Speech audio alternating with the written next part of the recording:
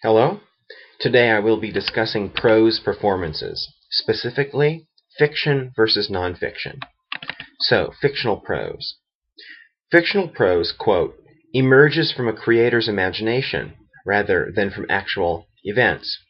Animals talk, carpets fly, people do superhuman things. This comes from page 122 of the text. Central to a fictional piece is the plot, that is, what happens in the story, on page 124. This plot can only move forward with characters, a setting, some sort of conflict, and, usually, a climax. Before performing fictional prose, one should, quote, analyze the narrator's characteristics, end quote. This will help in more accurately portraying the course of events.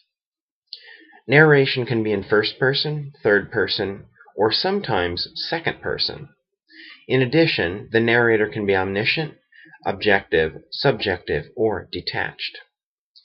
One must also determine the nature of the intended audience, end quote, from page 129. So, some examples of fictional prose. Examples of culturally oriented prose can include fables, that is, short stories that explicitly state some aspect of cultural wisdom, for example, morals. Folk tales, which are old stories passed down orally from generation to generation. Parables, brief stories that teach religious or moral lessons.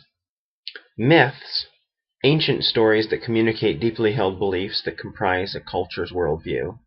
And legends, unlikely stories that are associated with real people and historical events. Now, with regard to non-fictional prose.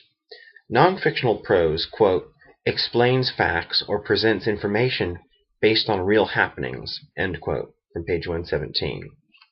Types of non-fictional prose include exposition, that is, writing or speech that describes theories, problems, or issues. Essays or opinion pieces, which are short pieces that analyze, describe, or interpret a subject from a personal perspective or viewpoint.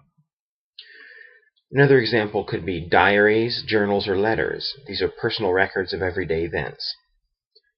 Speeches, such as I Have a Dream, for example, and biographies and autobiographies, which are accounts of the life of a person or persons. So what do non-fictional prose and fictional prose have in common? Well, non-fictional prose is similar to fictional prose in that one must take into account the intended audience, analyze the narration, and so on.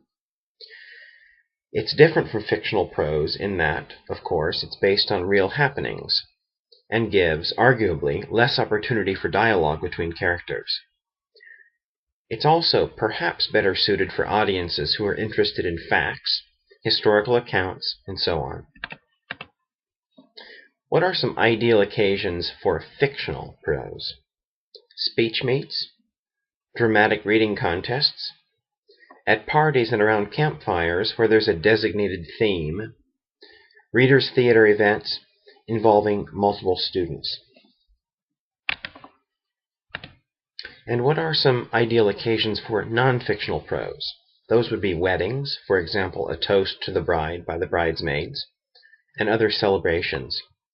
Historical reenactments, motivational speaking, for example, the true story of a person who overcame XYZ. In academic settings, where the goal is to teach the audience about a specific person, place, or event. I would have to say that non-fictional performances are by far my favorite, since I am a fact collector by hobby. I love learning every new thing that I can. Thank you very much.